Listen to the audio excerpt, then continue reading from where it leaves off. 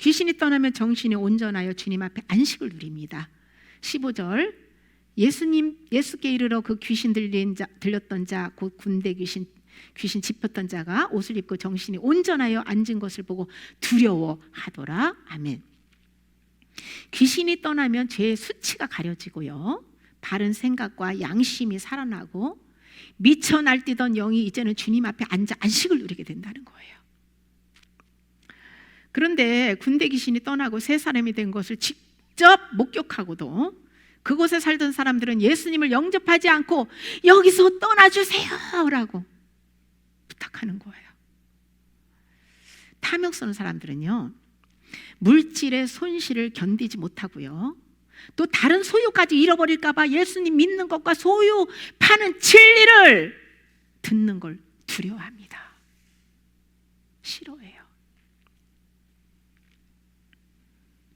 그들은 예수님보다 땅의 복을 더 원하고, 설령 예수님을 믿어도 땅의 문제를 해결해 주는 예수님은 나의 문제 해결해 주는 도구로 거래할 뿐이에요. 근본적인 죄 문제 해결과 생명에는 관심이 없어요. 이 마지막 때에도 이 땅에서 복 받고 죽으면 곧장 천국 간다는 것만 아주 그냥 마음으로 굳게, 자기 믿음으로 굳게 믿고 그것만 좋아해요. 이들은 예수님이 누구신지를 모르는 거예요. 한마디로 믿음이 없는 것입니다. 속죄복음 다시 믿어야 돼요. 또 한 가지 알 수 있는 것은 군대 귀신이 떠나가고 변화된 사람을 보는 기적이 예수님을 믿게 하지는 못한다는 사실입니다. 부자와 나사로에 대한 이야기 우리가 잘 알죠. 그 부자로 떵떵거리고 막 잘 살았던 그 부자는 지옥에 갔고, 그 부자의 대문에서 그 부스러기 주는 거 거지처럼 얻어먹고 그 많은 고난을 당하며 그 예수님을 믿었던 그 나사로는 천국 가서 아브라함 품에 안겨서, 예수님 품에 안긴 거예요. 아브라함 품은 믿음으로 구원받았다는 것을 보여주는 거예요. 근데 불 속에서 그 고통받는 부자가 천국에서 나사로 품에서 너무 행복하게 있는 그 아브라함 품에서 나사로가 그 행복하게 있는 모습을 보고 자기는 불 속에서 막 죽을 것 같거든요. 그러니까 아브라함이 아버지 아브라함이요, 그 나사로에게 손끝으로 물 좀 찍어서 물 한 방울 찍어서 내 이 혀를 좀 서늘하게 해주세요 라고 부탁을 해요. 그런데 해주고 싶어도 천국과 지옥 사이에 구렁텅이가 있어서 가고 싶어도 갈 수도 없고 할 수 없다.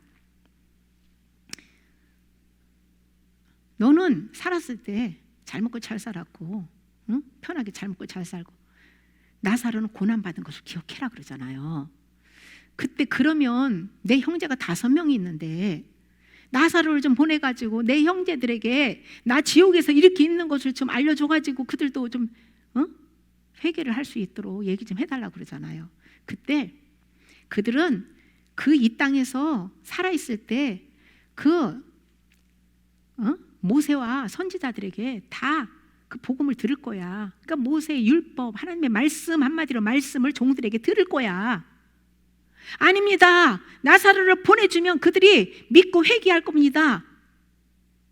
살아서 그 선지자들이나 그 모세나 선지자를 통해서 하나님의 말씀을 듣지 않는 자는 죽은 자가 가서 전해줘도 믿지 않는다라고 말씀하는 거예요.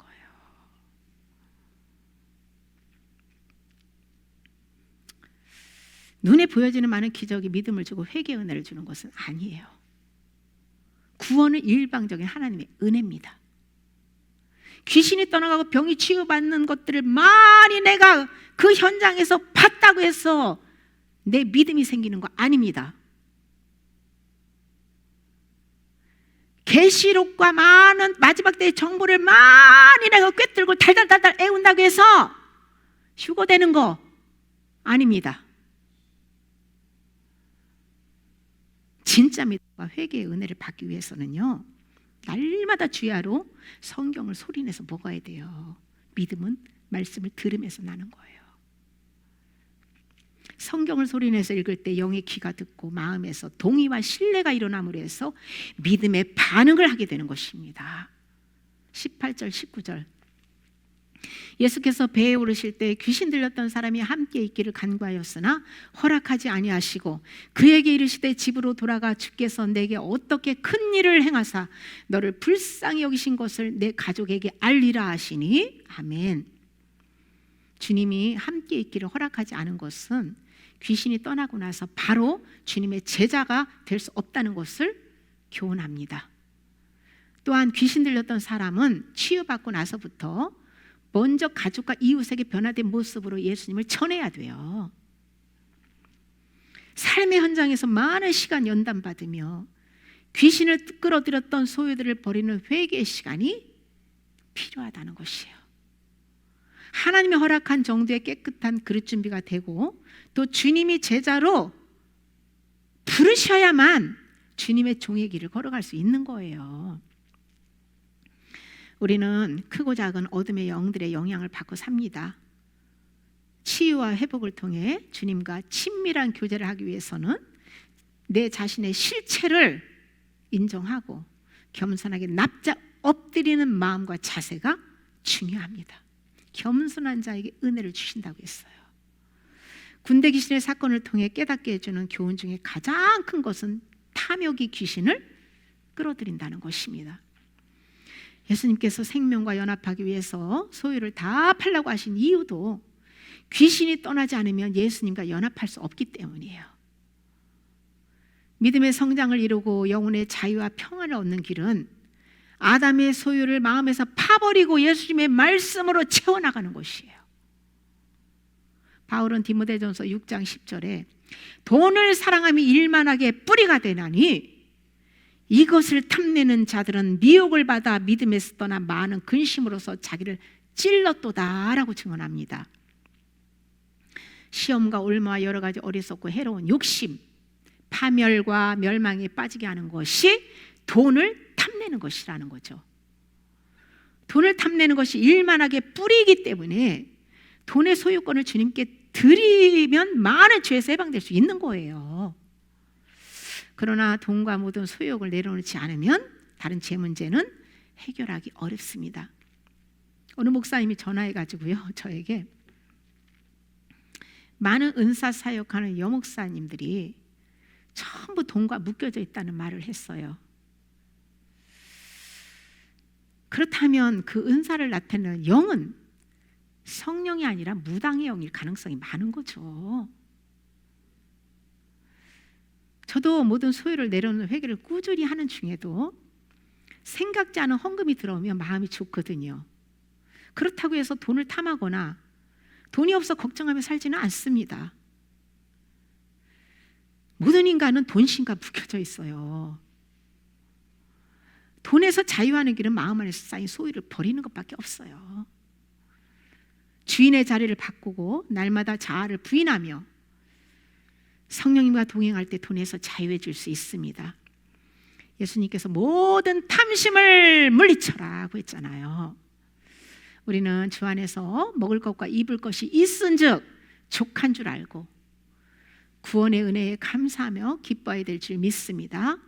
세상의 모든 소유욕과 마음에서 탐하는 것들은 십자가 앞에 내려놓고 돈을 탐하는 뿌리를 파버리고 소유권을 주님께 이전할 때에 돈 속에 숨어 조종하던 세상 신마귀는 쫓겨가고 하나님의 의와 평강과 희락이 부어질 줄 믿습니다. 누가복음 11장 20절에 그러나 내가 만일 하나님의 손을 힘입어 귀신을 쫓아낸다면 하나님의 나라가 이미 너희에게 임하였느니라. 아멘. 이 말씀은요, 성령으로 마음 안에 있는 귀신을 쫓아낸 곳에는 하나님 나라가 임했다는 것인데요, 하나님 나라가 임한 것은 곧 예수 그리스도의 말씀과 연합됐다는 것으로 이해할 수 있습니다. 마음 안에서 하나님 나라는 점진적으로 이루어지는 것이에요. 혼의 구원은 점진적으로 이루어지는 것이에요. 영의 구원은 단번에 이루어지는 것이에요. 어린아이가 하루아침에 어른으로 성장할 수 없듯이 영혼도 많은 시간 연단의 과정을 통과하며 회개해야만 성화를 이룰 수 있어요. 믿음 없이 옛사람으로 사는 곳마다 말씀의 검으로 어둠의 영을 죽여야 합니다. 그러면 내 자아가 죽고 새 생명으로 살게 됩니다. 알 것은 하나님의 뜻을 이루기 위해 우리의 필요를 채워주시는 것이지, 내 뜻을 이루기 위해 하나님이 존재하는 것은 절대 아니에요. 내 뜻을 이루어달라고 기도하지 마세요. 내 뜻 포기하고 하나님 뜻이 내 안에서 이루어달라고 기도하셔야 돼요.